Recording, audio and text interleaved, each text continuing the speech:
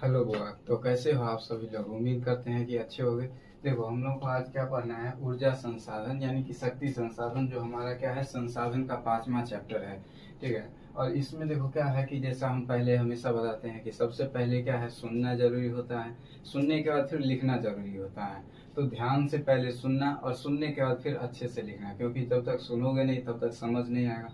और जो चीज़ समझ में नहीं आती है वो क्या है कि कभी भी दिमाग में याद नहीं रहता है। इसलिए क्या है कि जो कुछ भी आज हम बताएंगे आपको, उस सब को आपको अच्छे से क्या है, सुनना है। सुनने का जो कुछ भी हम बोर्ड पर लिखेंगे, इस पर जो कुछ भी लिखेंगे उसको आपको लिखना है। हाँ, हो सकता है आप का मन करे आप साथ साथ लिखो, या फिर जब बोर्ड भर जाएगा तो भरने के बाद लिखना। ठीक है। देखो, ऊर्जा संसाधन क्या होता है, ऊर्जा ऊर्जा किसको कहते हैं, यानी कि अगर हम बात करें ऊर्जा संसाधन के बारे में तो ऊर्जा हम किसको कहेंगे। देखो, ऊर्जा क्या होता है कि जैसे हम कोई काम करते हैं, इंसान काम करता है, काम करने में ऊर्जा लगता है। गाड़ी काम करती है। इन बहुत बहुत तरह की गाड़ियां होती है जो काम क्या है कि उसे चलाने में ईंधन का यूज होता है। पंखा चल रहा है, बिजली चल रहा है, सॉरी बल्ब जल रहा है। इंसान काम करता है तो उसके लिए ऊर्जा की आवश्यकता होती है। तो ऊर्जा बहुत तरह, बहुत चीजों में क्या है, ऊर्जा का यूज होता है, उपयोग होता है। और इन सभी चीजों को करने के लिए क्या है, ऊर्जा की आवश्यकता होती है। तो ऊर्जा को हम ऐसे डिफाइन कर सकते हैं कि ऊर्जा क्या है कि किसी भी व्यक्ति के काम करने की या किसी भी वस्तु के काम करने की जो क्षमता होती है, वही क्या है, ऊर्जा संसाधन ऊर्जा कहलाती है। कि देखो, हम लोग अभी क्या है कि शक्ति संसाधन के बारे में पढ़ रहे थे। देखो, शक्ति का मतलब क्या होता है।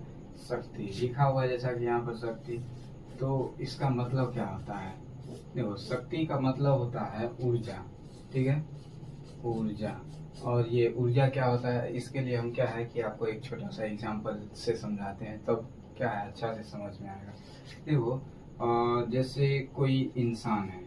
ठीक है, कोई इंसान है यानी कि आदमी है। आदमी क्या करता है, खाना खाता है। आदमी काम कैसे करता है, तो आदमी जो कोई भी काम करता है, काम करने के लिए उसको क्या है, ऊर्जा की आवश्यकता होती है। कोई भी आदमी जब तक खाएगा पिएगा नहीं तब तक काम नहीं कर सकता है। क्यों नहीं काम करेगा, क्योंकि उसको ताकत ही नहीं मिलेगा।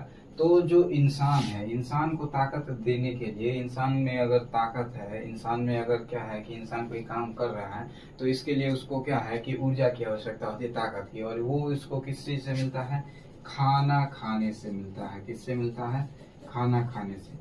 ठीक उसी तरीका से क्या है कि बहुत सारे क्या है कि मतलब मशीनें होती है। मशीन के साथ साथ क्या है कि उद्योग होते हैं। इन सभी को क्या है, काम, ये सभी काम करते हैं। और इन सब को काम करने के लिए क्या है कि ऊर्जा की आवश्यकता होती है। इन सब को काम करने के लिए किसी न किसी चीज की आवश्यकता होती है। जैसे मान लेते हैं कि कोई कार है। ठीक है, कोई ये कार है और इस कार को क्या है कि चलना है। इस कार को चलाने के लिए क्या है, तेल की आवश्यकता होती है। आज के टाइम पे क्या है कि कार तेल से चल रहा है और बैटरी से चल रही है। उसके साथ साथ आप देखे होइएगा क्या है कि एक सीएनजी। ठीक है, सीएनजी यानी कि गैस। ठीक है, गैस से भी क्या है, गाड़ियां चल रही है। तो ये सारे के सारे पदार्थ, वो सारे पदार्थ जो क्या है कि किसी भी मशीन को चलाते हैं, वो सारे पदार्थ क्या कहलाते हैं, ऊर्जा संसाधन कहलाते हैं। मतलब कि वो सारे पदार्थ जो किसी भी मशीन को ऊर्जा देने का काम करता है या फिर ताकत देने का काम करता है, वो सारा पदार्थ क्या है कि संसाधन, ऊर्जा संसाधन कहलाते हैं। क्योंकि इन्हीं सब चीजों से क्या है, ऊर्जा मिलता है। और इसी ऊर्जा से क्या है कि इसको ताकत मिलती है, और तभी क्या है कि कोई गाड़ी, कोई जो फैक्ट्री है वो चल पाता है। इसीलिए अगर बात करें शक्ति संसाधन या ऊर्जा संसाधन की परिभाषा की, तो वे सारे संसाधन जो क्या करते हैं, किसी भी कोई भी गाड़ी हो या कोई भी उद्योग हो, उसे ताकत देने का काम करती है, उसे ऊर्जा देने का काम करती है। तो वो सारे के सारे क्या है कि ऊर्जा संसाधन कहलाते हैं। इसके आधार पर हम लोग क्या है कि इसका परिभाषा क्या लिख सकते हैं, पहले तो इसको मिटा दें, फिर इसका क्या है कि परिभाषा लिखें। ठीक है, कि शक्ति संसाधन किसको कहते हैं। ठीक।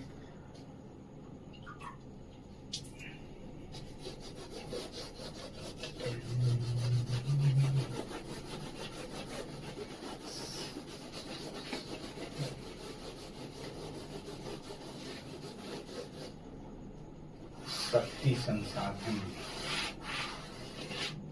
देखो शक्ति संसाधन का परिभाषा हम लोग क्या लिख सकते हैं, सभी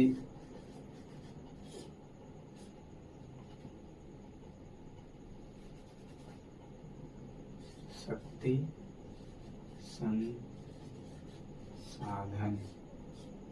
यानी कि वे सारे संसाधन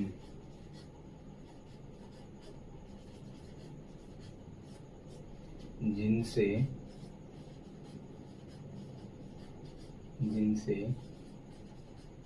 हमें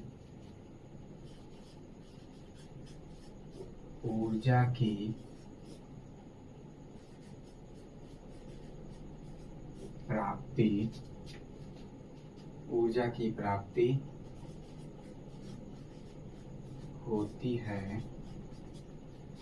की प्राप्ति होती है,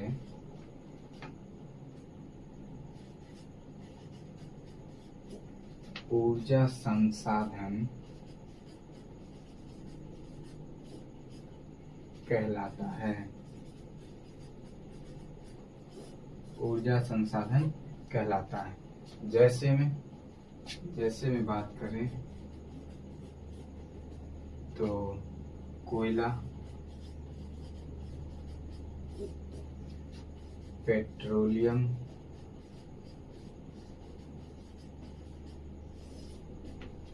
प्राकृतिक गैस,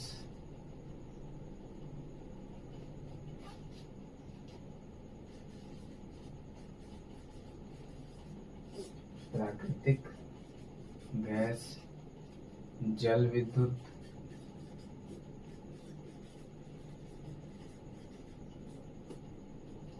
आणविक ऊर्जा,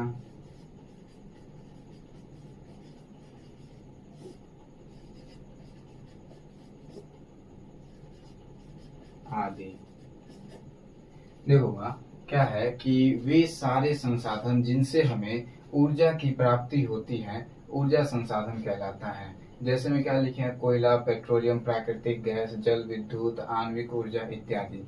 देखो यहाँ पर क्या है कि हम लोग बात किए हैं कि वो सारे संसाधन जिससे हमें क्या है ऊर्जा की प्राप्ति होती है, जिससे हमें क्या है कि ताकत मिलता है, वो सारे संसाधन क्या कहलाते हैं, ऊर्जा संसाधन कहलाते हैं। और ज्यादातर हम सभी देखते हैं कि ये कोयला हो, पेट्रोलियम हो, प्राकृतिक गैस, जल विद्युत या आणविक ऊर्जा, इन सभी चीजों का क्या है कि उद्योगों में ज्यादा प्रयोग किया जाता है। इसलिए ऐसे सारे पदार्थों को या इन सभी संसाधनों को हम लोग क्या है कि वाणिज्यिक ऊर्जा के स्रोत भी कहते हैं। क्या कहते हैं, ये सारे के सारे पदार्थ, अगला पॉइंट हम लोगों का क्या होगा कि ये सारे पदार्थ या ये सभी पदार्थ क्या कहलाते हैं, ये सभी पदार्थ वाणिज्यिक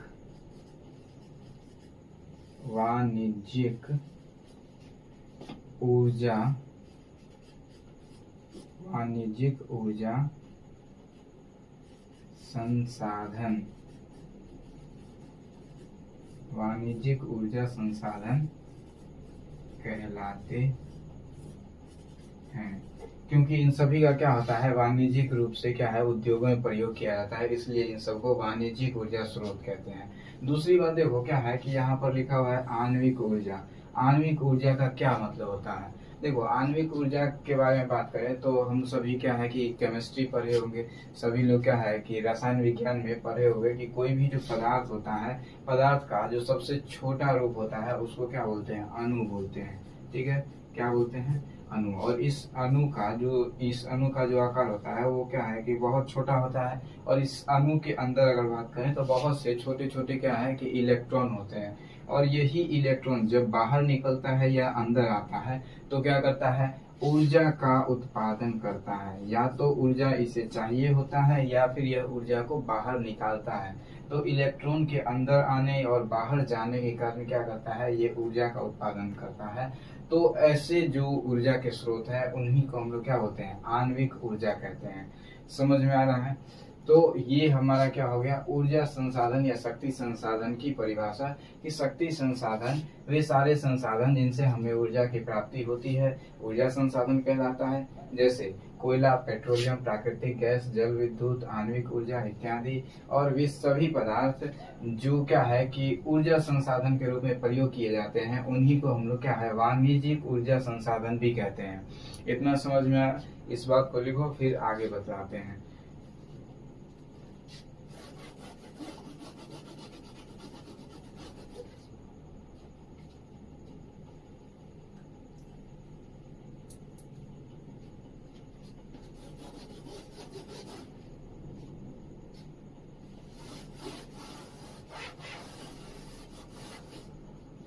देखो, उम्मीद करते हैं कि सब लिख लिए होंगे। देखो, इससे आगे हमको क्या पढ़ना है, अब पढ़ना है ऊर्जा संसाधन या शक्ति संसाधन के प्रकार। की शक्ति संसाधन मतलब कितने प्रकार का होता है। वैसे तो क्या है कि इसके कई सारे प्रकार होते हैं, अलग अलग क्या है कि उपयोगिता के आधार पर अलग होता है, उपयोग के स्तर के आधार पर अलग होता है। मतलब हम लोग जो उपयोग करते हैं उसके आधार पर अलग, और उपयोगिता के स्तर के आधार पर अलग अलग होता है। तो इसलिए क्या है कि शक्ति संसाधन के कई सारे प्रकार होते हैं, और सभी को हम लोग क्या है एक एक करके लिखेंगे। देखो, शक्ति संसाधन के प्रकार। शक्ति संसाधन के प्रकार। शक्ति संसाधन के प्रकार। सबसे पहले हम लोग पढ़ेंगे उपयोगिता के आधार पर, उपयोगिता के स्तर के आधार पर। सबसे पहला क्या होगा, उपयोगिता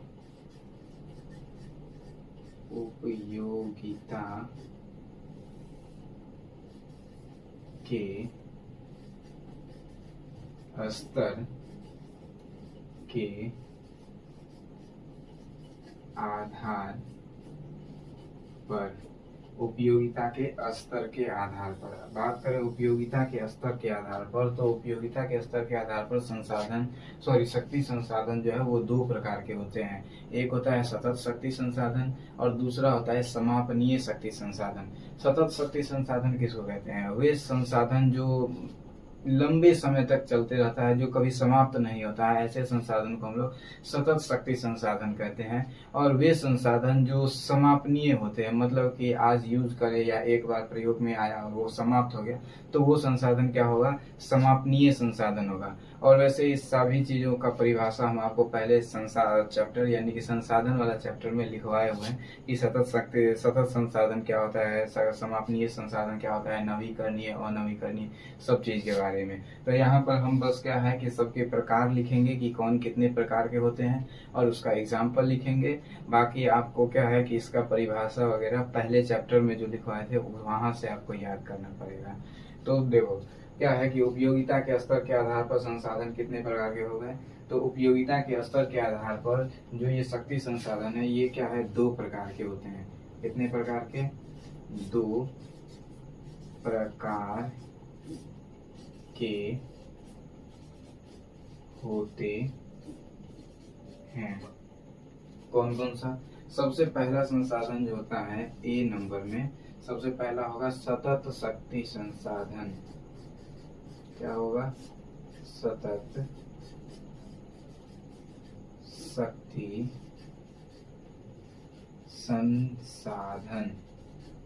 ठीक, सतत शक्ति संसाधन मतलब कि ऐसा संसाधन जो लंबे समय तक चले, जो कभी समाप्त नहीं होता है, ऐसे संसाधन को हम लोग क्या बोलते हैं, सतत शक्ति संसाधन। जैसे मैं अगर इसका एग्जांपल लें तो जैसे हो जाएगा, जैसे जल विद्युत, क्योंकि आप सभी को पता है पानी कभी समाप्त नहीं होगा, तो इसलिए पानी से बनने वाला बिजली भी कभी समाप्त नहीं होगा। तो सब पहला हो गया हमारा जल विद्युत। फिर बात करें सौर ऊर्जा, सोलर प्लेट, सूरज कभी खत्म नहीं हो सकता है, इसलिए दूसरा क्या हो गया, सौर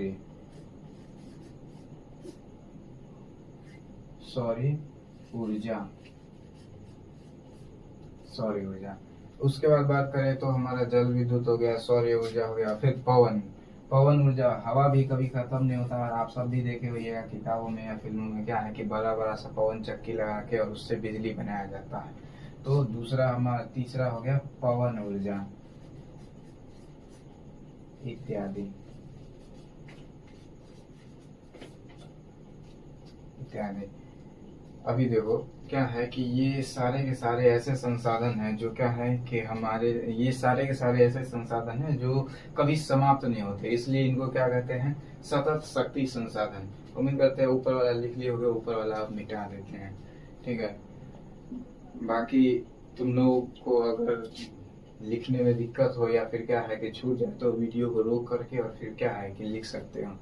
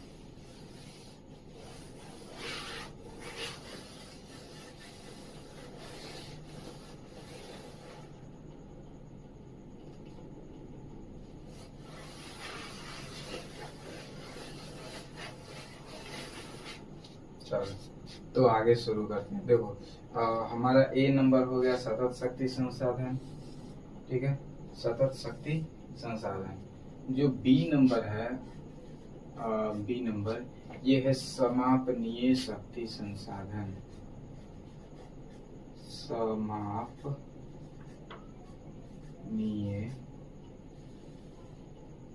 शक्ति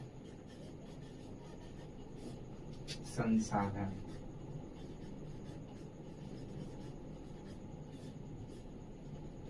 मतलब ऐसे सारे संसाधन जो क्या है कि समाप्त हो जाते हैं। जैसे कौन कौन समाप्त हो जाता है, कोयला, कोयला एक बार यूज होता है उसका क्या है, समाप्त हो जाता है कोयला। उसके बाद बात करें तो पेट्रोलियम, पेट्रोल, सॉरी पेट्रोलियम, यह भी क्या है, एक बार यूज होने के बाद दोबारा यूज करने लायक नहीं होता है, क्योंकि ये एक बार यूज करते ही समाप्त हो जाता है। पेट्रोलियम हो गया। उसके बाद प्राकृतिक गैस, प्राकृतिक गैस इत्यादि। देखो वैसे बहुत सारा होता है, आप लिख सकते हो। बाकी हम लोग क्या है कि इतना ही लिखेंगे और धीरे धीरे जब आगे पढ़ेंगे तो आगे और भी एग्जाम्पल आ जाएगा। तो देखो क्या है कि उपयोगिता के स्तर के आधार पर, कि मतलब किस किस तरह के स्तर पर लोग इसका उपयोग करते हैं, उसके आधार पर क्या है कि दो तरीके से बांटा गया है शक्ति संसाधन को। सतत शक्ति संसाधन जैसे जल विद्युत, सौर ऊर्जा, पवन ऊर्जा और क्या है इत्यादि, ये जो तीनों है क्या है कि ये सतत शक्ति संसाधन में आते हैं। फिर बात करें समापनीय शक्ति संसाधन, मतलब ऐसे संसाधन जो एक बार में यूज हुए और दोबारा प्रयोग के लायक नहीं बचते, तो वो समापनीय शक्ति संसाधन होता है। जैसे कोयला हो गया, पेट्रोलियम, प्राकृतिक गैस, ये सारे। फिर बात करें तो उपयोग के आधार पर भी संसाधनों को दो भागों में बांटा गया है। फिर ये क्या है, दो नंबर हमारा हो जाएगा उपयोग के आधार पर, उपयोग के आधार पर शक्ति संसाधन, शक्ति संसाधन, उपयोग के आधार पर भी शक्ति संसाधन दो प्रकार के होते हैं। शक्ति संसाधन दो प्रकार के होते हैं, ठीक है। उपयोगिता के आधार पर शक्ति संसाधन दो प्रकार के होते हैं। कौन कौन, तो देखो, उपयोग के आधार पर अगर बात करें तो उपयोग के आधार पर शक्ति संसाधन दो प्रकार के होते हैं। पहला जो हमारा होता है, पहला जो हमारा है सो वो क्या है कि सबसे पहला उपयोगिता के आधार पर देखा जाए तो सबसे पहला जो है वह क्या है, प्राथमिक ऊर्जा, और दूसरा है, और सॉरी, दो भागों में विभाजित किया गया है। प्राथमिक ऊर्जा जैसे कोयला, पेट्रोलियम, प्राकृतिक गैस तथा रोडियम आदि, और दूसरा गैर ऊर्जा। ठीक है, प्राथमिक ऊर्जा और गैर ऊर्जा के रूप में इसे विभाजित किया गया है। ठीक, तो हमारा क्या हो जाएगा, सबसे पहला हो जाएगा प्राथमिक ऊर्जा। ठीक है, प्राथमिक ऊर्जा। ठीक है, प्राथमिक ऊर्जा। और दूसरा क्या हो जाएगा, दूसरा हो जाएगा गैर ऊर्जा। अब देखो, प्राथमिक ऊर्जा कौन होगा और गैर ऊर्जा कौन सा होगा। प्राथमिक ऊर्जा कहने का मतलब ये नहीं कि जो पहले आए वो प्राथमिक, और गैर जो दूसरे का हो वो क्या है, कि गैर ऊर्जा के स्रोत। ठीक है, प्राथमिक ऊर्जा में देखो, जैसा कि किताब में दिया हुआ है प्राथमिक ऊर्जा के बारे में, कि प्राथमिक ऊर्जा यानी कि पहला प्राथमिक ऊर्जा जैसे कोयला, पेट्रोलियम और प्राकृतिक गैस, ये सब जो होता है वो प्राथमिक ऊर्जा होता है। और दूसरा जो है वो क्या है कि जिसे हम लोग सॉरी गौण ऊर्जा कहते हैं, वो विद्युत होता है, क्योंकि यह प्राथमिक ऊर्जा से प्राप्त किया जाता है। दूसरा कौन सा होता है, गौण ऊर्जा। ये सॉरी गलत हो गया, गैर नहीं, गौण ऊर्जा होता है, गौण ऊर्जा। तो देखो, प्राथमिक ऊर्जा कौन सा होगा, जो हमें क्या है कि डायरेक्ट प्रकृति से प्राप्त होता है वो प्राथमिक ऊर्जा, और जिसका हम लोग क्या है कि प्रकृति से प्राप्त हुए पदार्थों के उपयोग से हम जो ऊर्जा बनाते हैं उसे हम लोग क्या है, गौण ऊर्जा कहते हैं। तो प्राथमिक ऊर्जा का उदाहरण क्या क्या हो गया, वही सारे उदाहरण, जैसे कोयला हो गया जो हमें डायरेक्ट प्रकृति से मिलता है, पेट्रोलियम हो गया, पेट्रोलियम, प्राकृतिक गैस,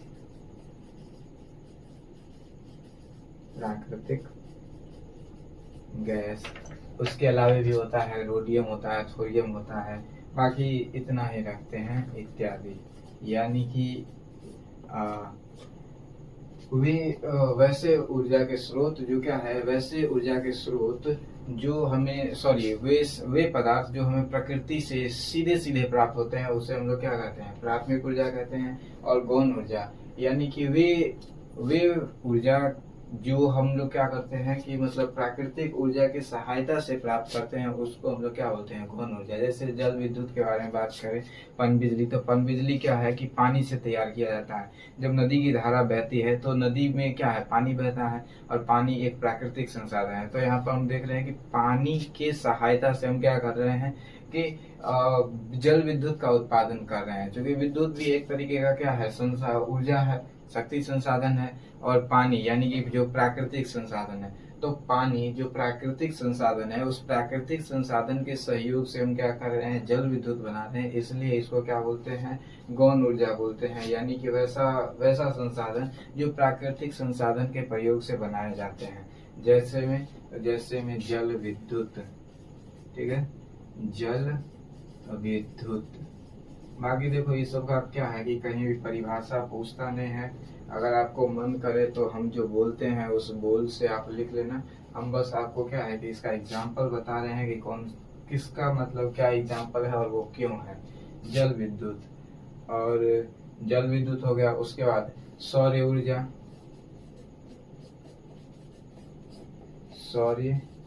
ऊर्जा, आप सबको पता है सौर ऊर्जा प्राकृतिक सूरज की रोशनी से क्या है, सौर ऊर्जा प्राप्त किया जाता है, सोलर प्लेट वगैरह लगा करके इत्यादि। ठीक है, तो अभी तक क्या है कि प्राकृतिक संसाधन दो तरह का हुआ। पहला हुआ एक उपयोगिता के स्तर के आधार पर, जो क्या है सतत शक्ति संसाधन और समापनीय शक्ति संसाधन बटा। दूसरा हुआ उपयोग के स्तर के आधार पर शक्ति संसाधन क्या है, दो प्रकार के हुए, जिसमें पहला हो गया प्राथमिक ऊर्जा जैसे कोयला, पेट्रोलियम, प्राकृतिक गैस इत्यादि, और दूसरा हुआ गौण ऊर्जा जो जल विद्युत और सौर क्या है कि सौर ऊर्जा हुआ। यानी कि जो गौण ऊर्जा हुआ वो किससे बनता है? तो गौण ऊर्जा क्या है कि प्राथमिक ऊर्जा की सहायता से क्या है बनाया जाता है।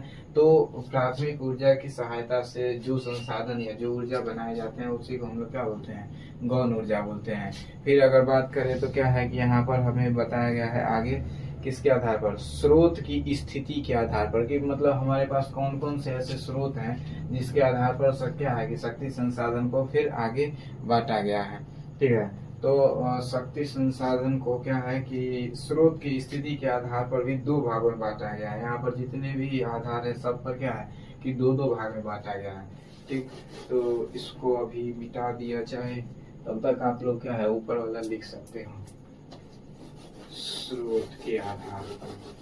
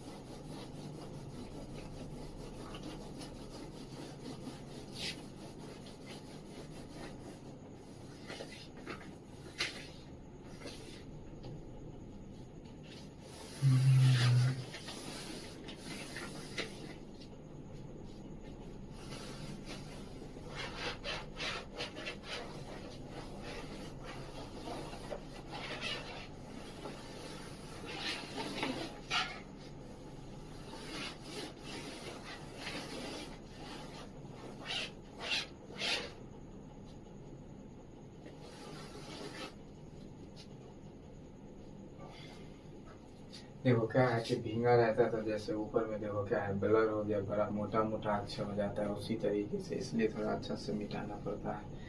देखो बात करें हम लोग क्या है कि इसके आगे, तो इसके आगे फिर से जो तीसरा बात बताया गया है संसाधन को, यानी कि शक्ति संसाधन को बांटा गया है वो किसके आधार पर? तो स्रोत की स्थिति के आधार पर। तीसरा है हमारा स्रोत की स्थिति के आधार पर। स्रोत की स्थिति के आधार पर भी संसाधन क्या है कि दो प्रकार के हों। ठीक है, स्रोत की स्थिति के आधार पर दो प्रकार के होते हैं। दो प्रकार के होते हैं स्रोत की स्थिति के आधार पर। कौन कौन सा? तो देखो क्या है कि जो पहला है वो क्षयशील संसाधन, और दूसरा है उसको क्या बोलते हैं? अक्षयशील। क्षयशील और अक्षयशील का क्या मतलब होता है? क्षयशील जो क्या है कि जिसका क्षय हो जाता है वो क्षयशील है, जो मतलब नष्ट हो जाता है, खराब हो जाता है। और अक्षयशील मतलब वे सारे संसाधन जो मतलब उसका क्षरण नहीं होता है, वो खराब नहीं होते हैं, ऐसे संसाधनों को क्या बोलते हैं? अक्षयशील संसाधन बोलते हैं। देखो तो ए नंबर में हमारा हो जाएगा क्षयशील। क्षयशील संसाधन। क्षयशील संसाधन। क्षयशील संसाधन कौन कौन हो सकता है? जिसका क्या है कि मतलब जो समाप्त हो जाता है, खराब हो जाता है। जैसे में देखो यहाँ पर क्या दिया है, क्षयशील संसाधन कोयला है, पेट्रोलियम है, प्राकृतिक गैस है, ये सब ऐसे संसाधन है जिसका क्या है क्षरण हो जाता है। ये कुछ समय के साथ क्या है कि खराब हो जाता है, इसलिए इसको क्या है क्षयशील संसाधन में रखा गया है। तो हमारा इसका उदाहरण हो जाएगा क्या? कोयला, पेट्रोलियम,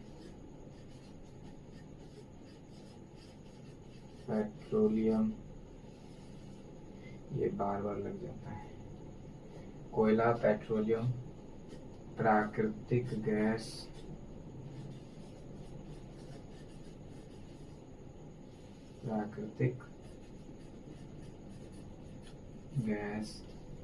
इत्यादि। ठीक, और दूसरा होता है अक्षयशील संसाधन। अक्षयशील क्षयशील संसाधन। अक्षयशील संसाधन मतलब ऐसा संसाधन जो क्या है कि खराब नहीं होता है। तो ऐसे कौन कौन से संसाधन हैं? जैसे प्रवाही जल,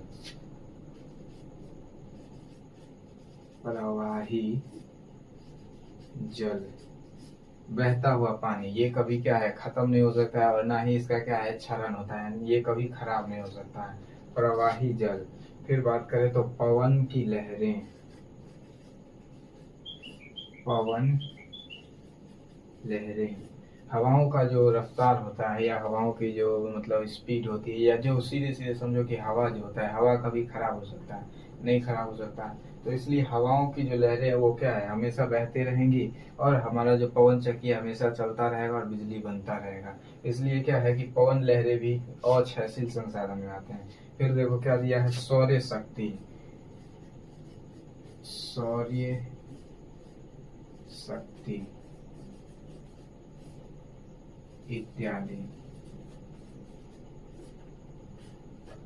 सौर्य शक्ति कहने का मतलब हुआ कि जो सूरज से निकलने वाली जो ऊर्जा है वो भी कभी क्या है खराब नहीं होती है। सूरज से निकलने वाला ऊर्जा भी कभी खत्म नहीं होता, खराब नहीं होता, इसलिए वो भी क्या है अक्षयशील संसाधन है। मतलब हम लोग देखें कि स्रोत की स्थिति के आधार पर संसाधन क्या है, शक्ति संसाधन दो प्रकार के हुए। पहला क्षयशील संसाधन और दूसरा अक्षयशील संसाधन। क्षयशील संसाधन कहने का मतलब होता है कि ऐसा संसाधन जो क्या है कि क्षरण होता है, जिसका जो कुछ कुछ समय के बाद क्या है खराब होते रहता है। तो ऐसे संसाधन क्या कहलाते हैं, क्षयशील संसाधन कहलाते हैं। जैसे में कोयला है, पेट्रोलियम है, प्राकृतिक गैस हुआ, ये सभी संसाधन क्षयशील हुए जो कुछ समय के बाद खराब हो जाता है। आप सब देखे होगा बाहर में अगर कोयला रखा हुआ है तो क्या है हवा लगने पर खराब हो जाता है। पेट्रोलियम और प्राकृतिक गैस को अगर ऐसे खुले वातावरण में छोड़ दिया जाए तो ये सब उड़ जाता है, पता ही नहीं चलेगा कि यहाँ पर कुछ पहले रखा भी हुआ था। लेकिन अगर बात करें और क्षयशील संसाधन का, जो प्रवाही जल की जो धारा है ये कभी खत्म नहीं हो सकती है। पवन की लहरें, हवाओं का जो वेग है ये कभी खत्म नहीं हो सकता है। सौर्य ऊर्जा शक्ति यानी कि सूरज से निकलने वाली गर्मी है ये भी कभी खत्म नहीं हो सकती। तो इसलिए ये जितने भी संसाधन है ये सारे के सारे संसाधन अक्षयशील संसाधन कहलाते हैं। फिर और भी आगे क्या है कि अलग अलग स्तरों पर इसका विभाजन किया गया है। हम लोग क्या है कि स्रोत की स्थिति के आधार पर देखें। अगला जो चौथा है वो क्या है कि संरचनात्मक गुणों के आधार पर बांटा गया है। संरचनात्मक गुणों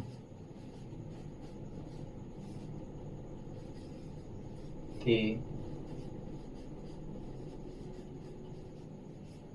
आधार पर, संरचनात्मक गुणों के आधार पर।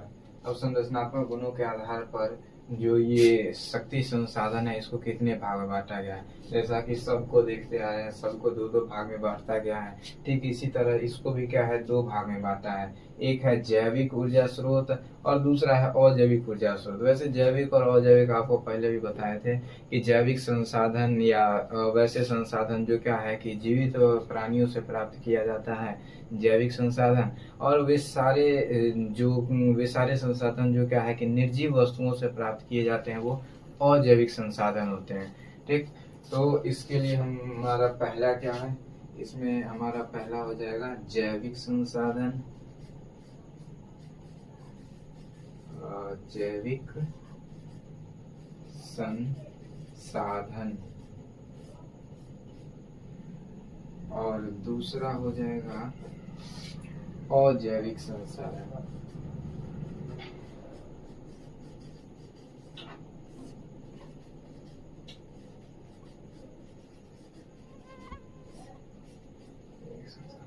जैविक संसाधन और अजैविक संसाधन जैसे कौन कौन से,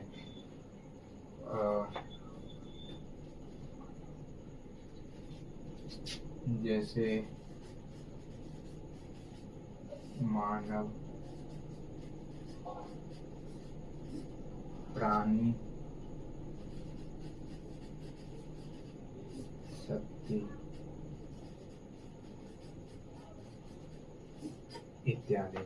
यानी कि जो इंसान है या फिर जो भी जीवित प्राणी है उसकी जो ताकत होती है उसी को हम लोग क्या है जैविक शक्ति कहते हैं। जैविक शक्ति में हम लोग इन सब चीज़ों का मिला सकते हैं, जैसे कि हमारा गाय हो गया, बैल हो गया, उसके साथ साथ घोड़ा गाड़ी आप सभी देखे होंगे। उस सब भी जब चलता है तो वो सब भी क्या है एक तरीके से उस सब को भी चलने में ऊर्जा लगता है, और वो भी एक तरीके का क्या है संसाधन ही है। तो इसलिए हम इन सभी को भी क्या है कि इन सभी को जैविक और जैविक संसाधन में रखते हैं। फिर बात करें अजैविक, तो जो इनके अलावा जो मृत जीवों से प्राप्त होता है अजैविक संसाधन, वही सारी चीजें मतलब जैसे पेट्रोलियम, कोयला, प्राकृतिक गैस। फिर भी इसका भी एग्जाम्पल लिख लेते हैं, जैसे क्या है पवन शक्ति है, जल शक्ति है, इन सब के बारे में। तो इसका एग्जाम्पल क्या हो जाएगा, जल शक्ति, पवन शक्ति, जल शक्ति, पवन शक्ति, और क्या दिया है सौर्य शक्ति।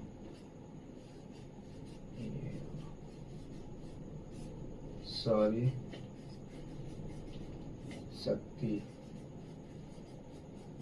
इत्यादि। चलो, तो आज क्या है कि संसाधनों को, और वो भी क्या है शक्ति संसाधनों को, यही चार आधार पर क्या है बांटा गया है। पहला तो हम लोग देखे कि उपयोग के स्तर के आधार पर दो भागों में बांटा गया। कौन कौन सा हो गया, तो पहला उपयोग के स्तर के आधार पर बांटा गया। तो उपयोग के स्तर के आधार पर जो दो संसाधन हुए वो शक्ति संसाधन और सतत शक्ति संसाधन और समापनीय शक्ति संसाधन। फिर बात करें उपयोग के स्तर के आधार उपयोग के आधार पर शक्ति संसाधन दो प्रकार के हुए, प्राथमिक ऊर्जा और गौण ऊर्जा। प्राथमिक ऊर्जा जो डायरेक्ट हमें क्या है प्रकृति से प्राप्त होता है वो प्राकृतिक ऊर्जा, और गौण ऊर्जा जो प्राकृतिक संसाधन की सहायता से हम क्या है कि उत्पादन करते हैं वो गौण ऊर्जा।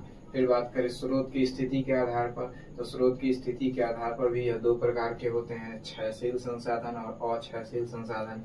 क्षयशील जो जिसका क्षरण हो जाता है वो क्षयशील, और जिसका क्षरण नहीं हो पाता है वो अक्षयशील। फिर संरचनात्मक गुणों के आधार पर यह भी क्या है दो तरीके का हुआ, जैविक संसाधन और अजैविक संसाधन। ठीक है, तो आज के लिए इतना ही रखते हैं, इस सब को आप लिख लो और फिर आगे अगले दिन